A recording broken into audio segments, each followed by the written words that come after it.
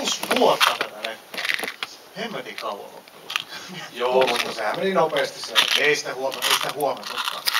Me tehtiin tätä leffaa 6 vuotta. Meillä oli taustalla semmoinen leffa kuin Star Trek. Onko senkin nähnyt Star Trekia? Kertoo, käsi pystyy, jos olette nähnyt. Niin, Pirkin tervehdys. Mutta tämä meni Star Trekin väliin. Mä en siitä halunnut puhua, vaan halusin kertoa teille, tai ajatuksena oli se, että jutellaan vähän Iron Skysta tässä nyt, kun kerran ollaan paikan päällä. Sana on vapaa, heittäkää kysymyksiä, heittäkää ajatuksia, heittäkää kelloa, mitä hyvänsä. Ihan pari sanaa pohjalle. Leffa tehtiin pienellä jengillä. Tampereella lähdettiin vääntämään tätä, löydettiin idea jostain saunan lauteelta, kun visteltiin, että mitäs kaikkea sitä voisi tehdä. No, kuunatsit lähti esille, tuntui hirveän hauskalta idealta. Lähdettiin sitä työstämään eteenpäin. Sen jälkeen löydettiin kirjoittaja Sinisalo. Tehtiin pieni treatmentti aiheesta, pistettiin Terolle. Tero nappasi kouraansa. Mitäs sä tykkäsit siitä?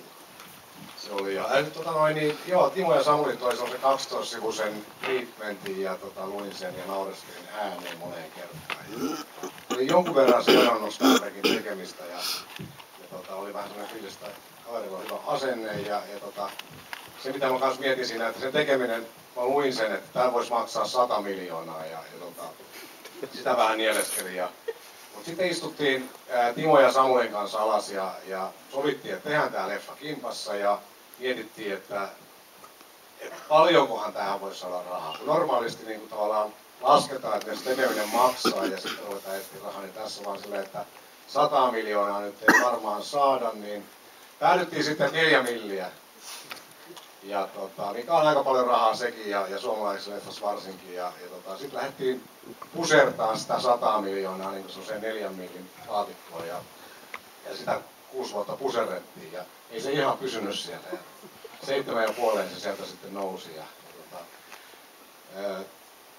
Aika paljon kohdattiin ongelmia, vaikeuksia ja haasteita ja pari kertaa meinattiin jollakin kunnolla kompastua mutta aina selvittiin ja me ei ikinä oltaisi päästy tekemään täällä, ei meillä olisi ollut tämä meidän mieletön nettiyhteisö, joka niin kuin kaiken muun avun lisäksi myös alkoi lähettää meille aika paljon rahaa. Että erilaisiin keinoin me kerättiin melkein 1 000 000 euroa sitä kautta.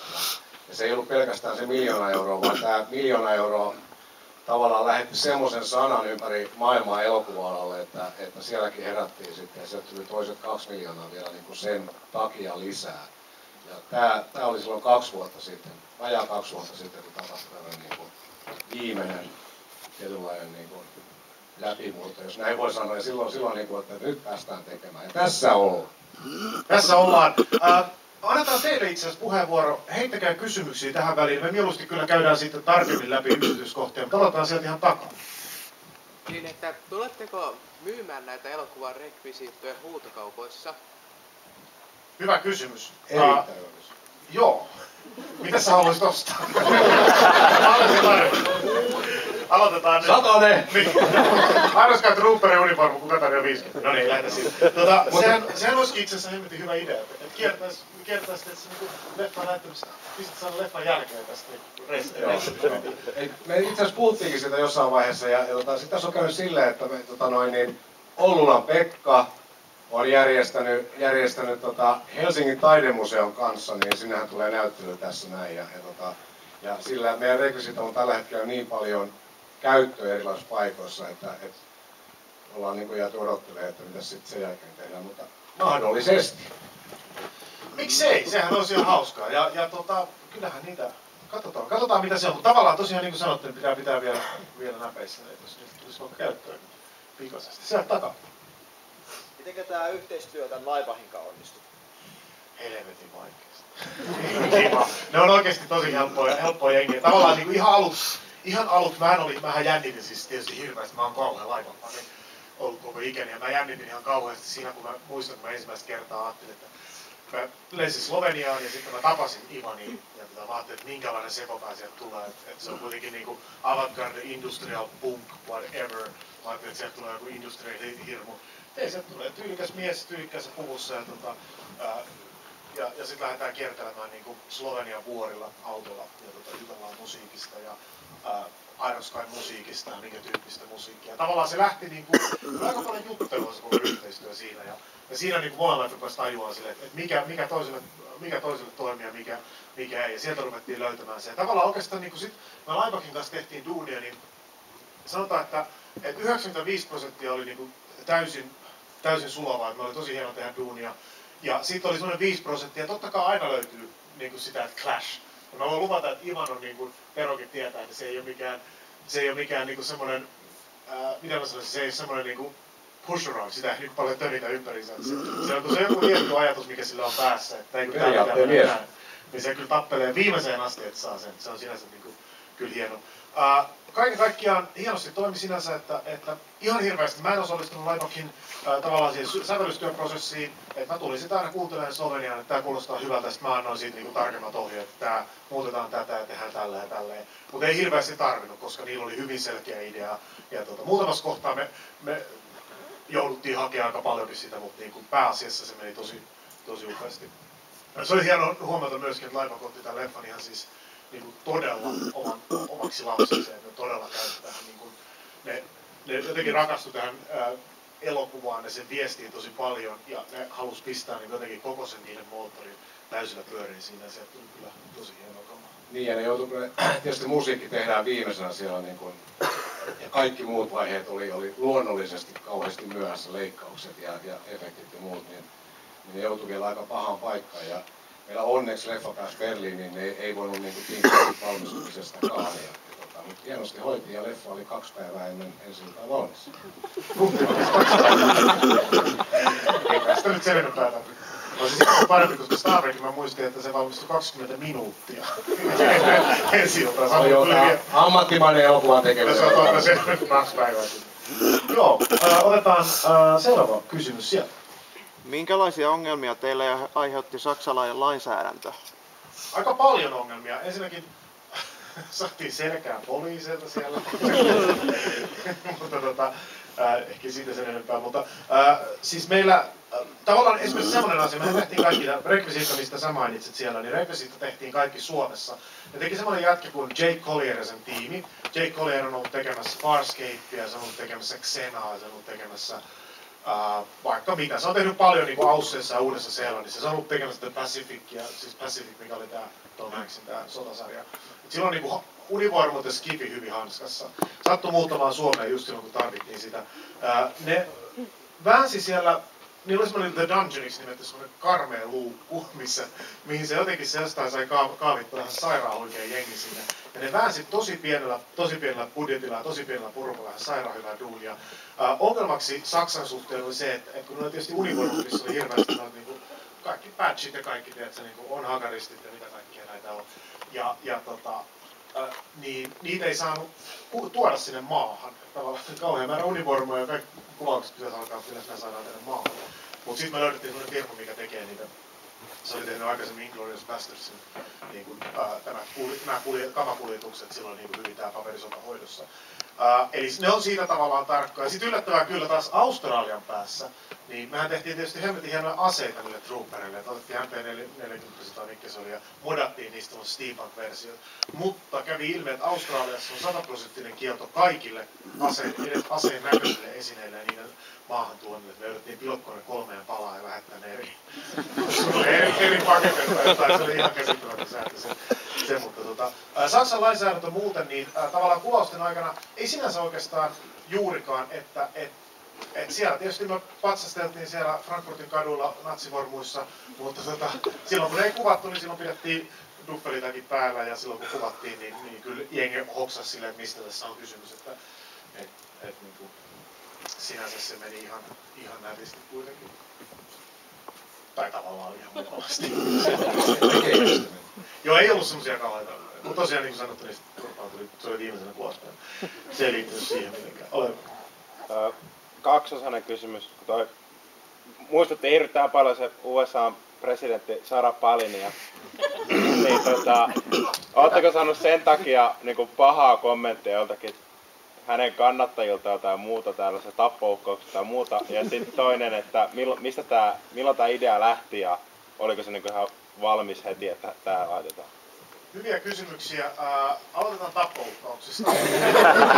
Mehän ollaan niihin niin kuin jo totuttu tässä. Me tehtiin Star Trekkiin, siellä on se yksi kohtaus, missä Star Trekissa tuhotaan vapauden patsas.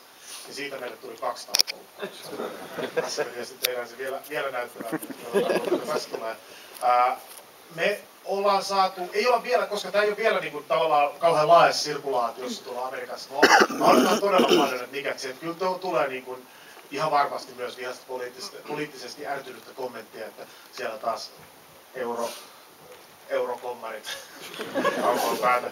Ja ihan varmasti tulee, se on ihan hauskaa, mutta tavallaan Jenkeissä on se hyvä puoli, ja sitten taas se toinen puoli on erittäin paljon. Me näytettiin näitä Southwest Australiassa ja tuli paljon todella kiitosta siitä, että mentiin niin kuin, tavallaan tämän poliittisen satiirin kautta. Hahmona tämä presidentin hahmo, joka siis todellakin saattaa näyttää joltain takavuosien presidenttiehdokas tai presidentin vastaehdokkaalta, mutta täysin sattumanvaraista on tämä. Meillä oli, ihan alun perin me lähdettiin rakentamaan sitä hahmoa siis Jenna Bushina, joskus vuonna 2007-2006 me lähdettiin. Tarvittiin Jenkkilän presidentti ja ajateltiin, että tämä Bushin dynastia voi jatkua. Jenna Bush on tämä alkoholisoitumassa oleva Bushin niin kuin tytär, mutta sitten jotenkin ei löydetty siitä niin paljon komediaa. Sitten kuin, miten sanotaan, hopealautasella meille tarjoltiin Sarah Palinin tässä. Sitten me juteltiin tämän Stefanin kanssa, joka näyttelee sitä, ja Stefani otti se silleen hienosti vastaan. Ei tämä ole niin vaikeaa tehdä tämä hahmo, se on niin sisältä kuin George Bush ja ulkoa kuin Sarah Palin ja tavallaan niin kuin kaiken pahan alkujen jutella. Jos kuvittelitte, että kuunatsit on paha juttu. Se, että toi Tassi on tuolla presidenttinä. Ja tavallaan no sittenhän siinä kävi niin, että Palinhan ei enää tullut tavallaan niin kuin jatkoehdokkaaksi. Ja tavallaan se oli, mä aluksi pelästyin silleen, että voi vitsi, mitäs nyt, että unohtaako jengi Sarah Palin? No ei sitä kyllä kukaan ensinnäkään unohda, se huolehtii kyllä siitä. Sitten siellä sattui olemaan tämä, mikä hitto se oli se yksi semmoinen vastaavan tyyppinen, vielä se kotaisi kuin muille. Bachmann. Mikä? Michelle Bachmann. Just se, aivan siis, se oli kyllä niin sekaisin. Mutta sekään ei ole enää kielkäs. Mutta totesin, että tavallaan, että okei, Palin ei ole enää presidenttiehdokkaan siinä, mutta samaa kamaa tulee siitä maasta löytyy kyllä. Että siellä se oli se naisia tai miehen, niin kyllä toi niin, kun siellä on kaiken maailman hahmoja työtä, niin sitähän sitten saadaan revittyä. Joten sinänsä se. Otetaan seuraava kysymys. Ihan vapaasti saisi valita, että mikä seuraava projekti olisi. Jos sais vapaasti valita, niin mä kävelisin Amerikkoihin. Mä sanoisin, että nyt tehdään seuraava Star Trek tai Galactica tai Babylon 5. Se tehdään jättimäinen iso Skifi-TV-sarja. Tehdään tehosteet Suomessa. Meillä on helvetin hyvä jengi, mikä tekee ne 10% siitä kulusta, mitä teidän söhläjät tuolla Amerikassa käyttää siihen. Antakaa Tampereesta tehdään virtuaalilavasteet, ei rakenneta mitään oikeita lavasteita, tehdään 100% virtuaalilavasteet, tehdään helvetin isoja settejä, tehdään niin ison näköistä skifisarjaa, ettei ikinä nähty semmoista, että sen voisi heittää valkokankaallekin. Ei sitä perus-skifi-ongelmaa, että seinät kaatuu niskaan, kun setti on liian pieni ja rahat loppuu. Vaan nyt tehdään, ei mitään settejä, tehdään täysin green screenillä, silloin voidaan rakentaa niin isoja tiloja ja settejä kuin halutaan. Ja tavallaan niin tämä olisi se idea. Mulla on olemassa aivan törkeä hieno idea vielä tällaiselle, että se mitä mä aion tehdä sen jälkeen, kun pääsen tästä eteenpäin Tero-tiedoksi sinulle, niin minä perään Amerikkoihin ja myyn tämän konseptin sinne ja sitten tullaan tekemään. Paljon onnea sinä olet. Kyllä se on aikaisemmin. Mutta tämä ehkä vastasi kuitenkin kysymykseen, että tämän mä haluaisin tehdä. Mä haluaisin tehdä Skifi-TV-sarjan, koska meillä ei ole hyvää Skifi-TV-sarjaa maailmassa tällä hetkellä. On niin kuin jotain, mutta niin oikeasti tarvitaan jotain uutta. Otetaan seuraava kysymys. Älä. Ole hyvä. Joo. Kuinka paljon muuten teillä sitten muuttui siinä käsikirjoituksen tekemisen aikana ne hahmot? Kun esimerkiksi teillä oli se Sarah Palin juttu ja tällä niin kuinka paljon yleensäkin nämä päähahmot muuttui siinä? Hyvä kysymys. Aloitettiin Renatesta siitä, että Renata oli lesbo. Washington kuoli heti, mutta sieltä me muutettiin sitä niin, että Washington ei kuollut, vaan sieltä katkaistiin jalat. Sitten se meni siellä natsiasemalla ilman jalkoja, ja koska natsit eivät suostu myöntämään, että on olemassa sellaisia asioita kuin vammaiset tai niin, miksi se niin, liikuntarajoitteiset, niillä ei ole mitään ramppeja eikä mitään siellä Sitten se kiroili siellä niin ja siellä. Se oli yksi täysin käsittämätön linja, mitä me tehtiin. Meillä oli, Sarpin tosiaan oli tämmöinen hahmo, Vivian oli jossain vaiheessa 2 eri hahmoa, tavallaan siihen me yhdistettiin, se oli, toinen oli toi niinku tavallaan erikseen tähtilaivan komentaja, erikseen Vivian, oli, sitten jossain versiossa oli mitään muuta. Klaus on aina ollut Klaus, se on aina ollut tämä niinku hyvin selkeä niinku, nuorempi, mutta ei enää ihan niin nuori, niinku power hungry pyrkyri, joka on aina ollut niinku, napit vastakkain Wolfgangin, eli tämä vanha Führeri, joka ei vaan suostu kuolemaan. Ja Renate. Ja Renate on aina ollut, mutta tosiaan Renate aloitti lesbona, mutta sitten jossain vaiheessa todettiin, että siitä ei saada, tavallaan, että se vaatisi vähän liikaa ruutuaikaa sen asian niin jotenkin loppuun niin kunnialla, niin todettiin, että mieluummin keskitytään siihen, että saadaan tarinat kuntoon. Mitähän muuta hahmoja meillä oli siellä? Muistatko teillä vielä? Silloin kun Timo itse asiassa tuli tämän heidän ideansa kanssa, niin silloin Timo sanoi, että tässä on tämmöinen story, jonka mä haluaisin ohjaa.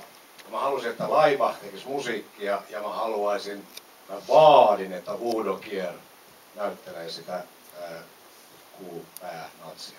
Kuupäänatsi. Hei, sitten oli hahmosta vielä sen verran, että Renatella oli äitikin jossain vaiheessa. Ja siinä oli niin hyytävän kylmä tarina, juonne siinä miten se näin. Itse asiassa oli, sitä täytyy joskus kertoa pidemmän. Renatella oli äiti, ja sitten jossain vaiheessa päädyttiin, että sitä ei sitten kuitenkaan tullut tuohon, mutta otetaan jatko-osassa. Otetaan seuraava sieltä.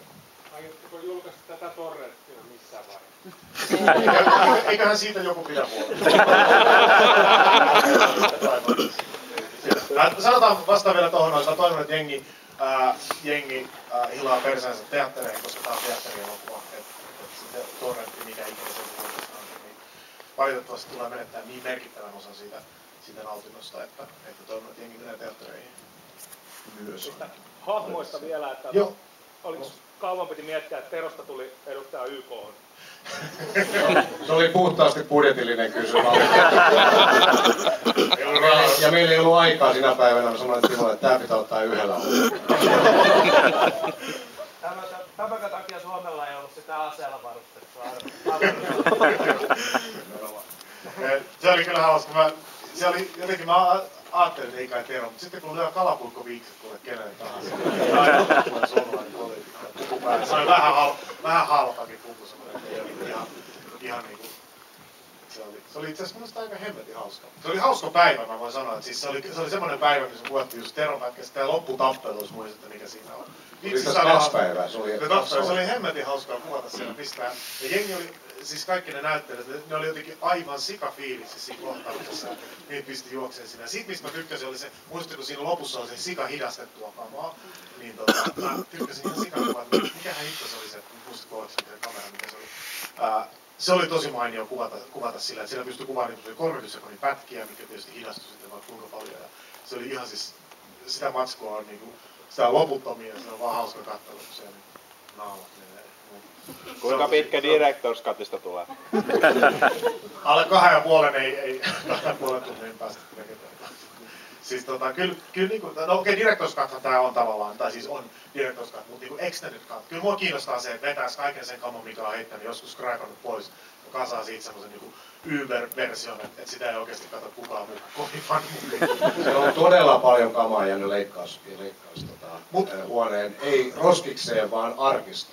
Mut sit täytyy sanoa, että esimerkiksi Lynchin Dune-elokuvan tai niinku Extended versio 4,5 tuntia. Kyllä niitäkin voi. Se on kyllä niinku ehkä saadaan kaikki osasta. Löytyykö tätä teon tappelukohtaa? Mikä?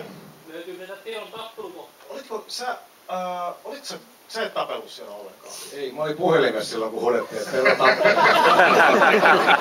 Sitten jatkamassa jotain, joo. Se oli näin, joo. Kuinka onnellinen voitte sitä leipää poliittisen korrektiuden kanssa? No tavallaan, nythän niitä vasta ruvetaan kohtaamaan tässä pikkuhiljaa. Tavallaan niinku, ei kuvausvaiheessa mitään ongelmaa, kaikkihan oli silloin helppo, mutta nyt se on tietysti, kun se lähtee kiertämään tuolla, niin mua kiinnostaa aivan siis järjettömästi. Meidän pitäisi kehittää joku tämmöinen systeemi, että tavallaan, että niinku, minkälainen poliittinen vastaanotto eri valtioissa tälle elokuvalle tulee. Joku tämmöinen niin barometri. Mutta se oli silloin rahoitusvaiheessa, meillähän oli niin kuin alusta pitäen selvää, että me mennään Saksaan hakee näyttelijöitä ja hakee rahaa. Siinä vaiheessa me kohdattiin itse asiassa aikamoinen ongelma, mitä jouduttiin pitkään ja kaikki. Siinä monet innostu aiheesta, puhutaan levitysyhtiöstä, mutta kuitenkin oli semmoinen, että mä haluan nähdä tämän valmiina, että mä uskallan tähän lähteä. Onneksi loppujen lopuksi saatiin homma toimia, mutta meinas olla vaikea. Kyllä. Sieltä vielä ehkä tässä on hetki aikaa, ihan siellä takana. Teitte sitten jotain vaikeita valintoja tämän poliittisen korrektiuden, niin kuin, että olisitte halunnut laittaa jotain, mutta otettiin kuitenkin pois. No ei oikeastaan ollut sellaista, tavallaan me jostain syystä me tiedettiin aina niin kuin mitkä on ne asiat, mistä tehdään huumoria ja mitkä on ne asiat, mistä ei tehdä huumoria. Tavallaan ne, mistä ei tehdä huumoria, niin me jätettiin tietoisesti pois, eikä niin kuin tavallaan jääty kaipaamaan sinne. Et siinähän on, niin kuin, kun tehdään natseista elokuvaa, niin tavallaan niin kuin koko tämä holokaust ja koko tämä niin kansanmurha-asia, että nämä on sellaiset, ne on sen verran vakavia juttuja, että niin kuin, mä en nähnyt tarpeelliseksi, niistä täytyy lähteä tekemään sen enempää huumoria. Käsikirjoitusversiossa oli jossain vaiheessa sellainen versio tosi, kun ne seikkailu maassa, niin ne eksy New Yorkiin natsipukuinen ja sitten me löysi tämmöisen niin juutalaisen bakerin tai niin pieni leipuri, juutalainen leipuri kauppa ja kävellään marssia sinne sisään, eikä ne huomaa, että mitä erikoista on vielä. Ne kyselee jotain neuvoa ja sitten mitä se haluaa ostaa joku baakeli, sitten ostaa baakeli helvetin kalliilla ja menee pois juutalaiset ja kääntyy, saatiin, se oli sen rahat pois. Se oli ihan hauska juttu, mutta ei siitäkään nyt sitten tullut yhtään mitään, eikä olisi tullut. En tiedä, mutta se oli ihan hauskaa kyllä. Mutta vastatakseni kysymykseen, ei jouduttu ottaa pois mitään sellaista, mikä niin kuin poliittisen korrektiuden varjolla, mikä olisi yllättänyt mua, mitä mä olisin halunnut sinne, mikä jouduttiin ottaa pois. Mutta aina pitää olla tosi varovainen ja tarkka siinä, kun tekee markkinointia, että niin kuin, tietyllä alueella se on niin paljon iso tabu, että siellä pitää vaan niin huolehtia ja tietää, mistä on kysymys missäkin alueella. Siellä edessä. Oliko aluksi tavoitteena tähän niin yhtään noomaiset taistelutapahtumat niin avaruudessa, niin oliko alun perin tavoite budjettiin kysymyksissä niin esimerkiksi enemmän siitä, että maahan tuli enemmän yllätys koko hyökkäys? Ai niin kuin, että tavallaan tapahtumat olisi ollut sijoittunut enemmän maahan. Itse asiassa ei, koska se on itse asiassa kalliimpaa tehdä maakampeet, koska niihin piti oikeasti rakentaa oikeat lavasteet. Tavallaan, että niistä ei pääse niin helpolla, ei ole aika helpolla pääse, mutta tavallaan, että silloin kun sä teet avaruustaistelukohtauksen, niin silloin sulla on kaikki kontrolli siinä, se kaikki tapahtuu siinä ruudulla. Siellähän oli niinku sitä avaruustaistelua alusta pitäen niinku käsikirjoituksissa, sitähän oli niinku kilometrit ollut. Sitä oli tosi paljon ihan alusta lähtien ja siellä oli erikoisia juonteita ja osa toimii paperilla ja käytännössä ei ja osa sitten päätettiin ottaa vain yksinkertaisesti pois. Mut silti niin mun mielestä koskaan ei voi olla liikaa avaruustaistelua. Se on niin semmoinen, tiedätkö missä rule of the thumb. Että jos jostain syystä elokuva ei toimi, niin pistä sinne avaruustaisteluun. Toimii muuten missä tahansa draamassa tai kolmiodraamassa tai skeittiödraamassa. Aina välillä hyppää avaruuteen ja pari avaruustaisteluja. Ei vaan avaruustaisteluiden kanssa me oli koko ajan selvä, että halutaan tehdä niitä, mutta kaikille piti olla syy ja järki ja tavallaan niin kuin, jossain kohtaa todettiin, että niin kuin, tavallaan liikakin on liikaa. Siinä kohtaa meillä oli niin kuin vielä paljon enemmän, varmaan 20 minuuttia lisää taistelua ja todettiin, että ei sitä kaikkea kannata tehdä. Keskittää siihen, mikä siinä on. Kyllä siinä budjetti ja rajoituksetkin tuli siinä kohtaa vastaan. Tämä on seuraava kysymys. Mä otan vielä 2 kysymystä tähän näin perällä sieltä. Joo, mua kiinnosti ihan toi taustabiisi, joka tässä lopussa oli, ja siinä ekassa trailerissa, että onko saatavilla mistään tulossa soundtrackia? Kyllä, hyvä kysymys. Tästä aasinsillasta päästään mainostamaan. Iron Sky soundtrack on tulossa, ja tämä biisihän on siis Eilo Laivakin tekemä tämä loppubiisi, tämä Under the Iron Sky, se on alun perin tamperelaisten Jannojen tekemä, mikä teki Iron Sky ekaan teaserin tämän kappaleen, ja siitä Laivak on tehnyt versioinnin tätä elokuvaa varten. Ja ihan sen takia, että se on mun mielestä aivan järjettömän hyvä biisi. Se on tosi upea biisi. Pari asiaa mainittakoon. Iron Skysta on tulossa, Laivak on julkaisemassa Iron Sky-nimisen levyn, mikä on nyt itse asiassa jo tilattavissa mute.com osoitteesta. Eli käykää hakemassa, se on todella hemmetin hyvä levy. Myöskin kiertää. Ne tulee itse asiassa nyt ensi ensi tiistaina. Maanantaina on Tampereella ja ensi tiistaina on Helsingissä. Ensi tiistaina on Helsingissä Laivahin keikka, missä pääsee kuuntelemaan Ainoskainmusaa. Kaikki tämä. Sitten mainittakoon, että nämä Tampereen jätkät, mä en tiedä, joku tietää sen alkuperäisen teaserin biisin, niin ne on tekemässä samalla hengellä levyllisen musiikkia. Ne lähetti mulle silleen, että tällaista kamaa. Ja se on ihan törkeän hyvää kamaa myös. Sitä kannattaa myös pitää korvata, kun se saadaan. Mä en tiedä, koska se tulee pihalle. Se on tosi hyvä. Ja vielä viimeinen kysymys. Ja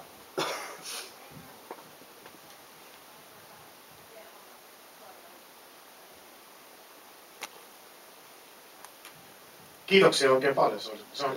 Se oli minusta hienosti sanottu. Mä olen samaa mieltä, ja mä halusin tuoda Suomen, vaikka tarinaan ei suoranaisesti Suomi liity tavalla tai toisella. Mä halusin tuoda Suomen sinne ja halusin, että siellä on muutamat viittaukset. Mä en tiedä, bongasko jengi mitä viittauksia. Tietysti tämä Suomi-kohtaus oli missä Tero veti hienosti kuulet käden pystyyn ja niin edelleen. Se oli omansa. Sitten se oli, no Vivian Wagnerin nimi nyt saattaa olla juontua jostain sarjakuva-hahmoista. Vähän köyhää, mutta kyllä pikkasen sitten. Vivian Wagner on hyvä nimi. Vivian Wagner on hyvä sarjakuva. Miksei tehtäisi tätä yhdistä. Mutta kyllä, Suomi oli siellä siinä suhteessa mukana. Suomi oli myöskin henkisesti mukana koko tuotannossa ja Suomen elokuvasäätiö oli se, kuka niin antoi ensimmäisen valauksen vihreän valoa, että tämä saatiin tehtyä. Suomelle kyllä valtava kiitos siitä. Niin, ja Suomi myös pystyy pitämään itsellään tämän elokuvan niin kuin taiteellisen ja taloudellisen päätäntävallan, mistä ollaan ylpeitä. Että kuitenkin sen verran iso budjetti, jos on paljon rahaa erilaisilta tahoilta, niin missään vaiheessa ei olisi niin kuin juridisestikaan päässyt syntyy sellaisia tilanteita, että joku osaa sanoa meille jotain. Ehkä näin. Eli Suomi pysyy itsenäisenä.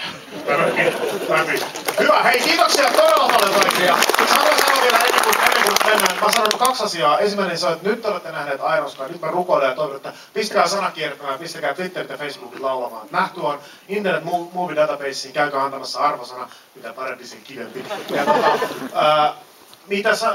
Seuraavaksi mitä tapahtuu on se, että me kävellään tästä pihalle ja tuosta ulkoa saatte julistetta, saatte julistetta, me voidaan signeerata julisteet tai mitä nyt sitten halutaan signeerattavankaan. Sieltä löytyy paitoja, sieltä löytyy huikeata suklaata, jota Tiia jakaa siellä. Se on tämä univormupukuinen Mimmi tuolla ulkona. Kannattaa maistaa. Se on suklaata nimeltään Coca-Cola kutakuinkin. Erittäin piristävä vaikutus. Se on piristävä vaikutus. Se on siis toisen maailmansodan aikaan natsisotilaat käyttivät tätä Coca-Colaa piristyssuklaata. Jos haluatte maistaa, millaista on olla natsi. Okei, hei kiitoksia vielä kerran todella paljon kaikille. Nähdään tuossa pihalla ihan kohta.